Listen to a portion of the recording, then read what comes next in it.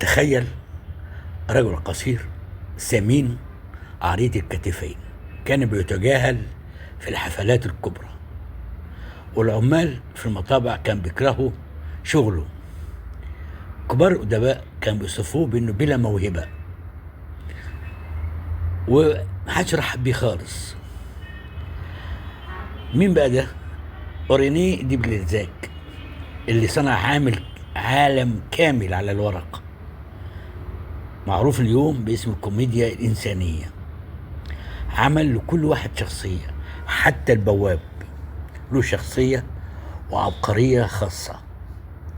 بلزاك ما اتولدش عبقري، لا، صنع نفسه بنفسه. في 16 من عمره قرر انه يصبح عظيما. في 20 وضع هدفه ان الادب هيكون طريقه للمجد والثروة والحب. لكن 10 سنوات اللي بعديها كانت مليئة بالاخفاقات. كتب بس محدش يهتم بيه. الشاعر بودلير قال ان ده سخيف وغبي، ومع ذلك ما توقفش.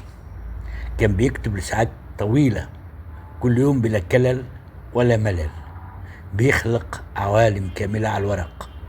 الرواية الأولى بتاعته حققت نجاح، لكن سلسلة الكوميديا الإنسانية اللي بتضم 90 رواية وحوالي 3500 شخصية هي اللي أصبحت حديث العالم كله.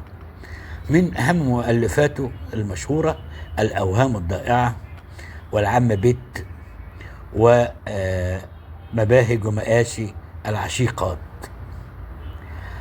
بلزاك له آراء كتيرة جدا. في رواياته بيقول إن المال هو مصدر كل قوة، والفقر أصل كل شرور. بيقول برضو الروح البشرية أغنى من كل ما تملك.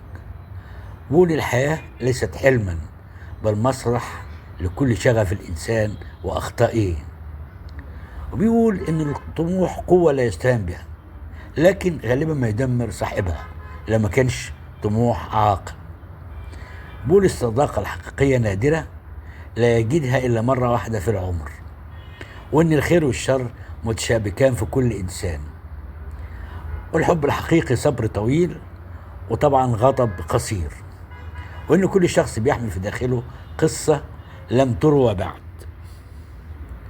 عايز أقول لك بس عبقرية بلزاك ما وقفتش على الورق، ألهمت السينما العالمية بأكثر من فيلم، من العم بيت وكتير جدا من الأفلام اللي حققت نجاح عظيم جدا.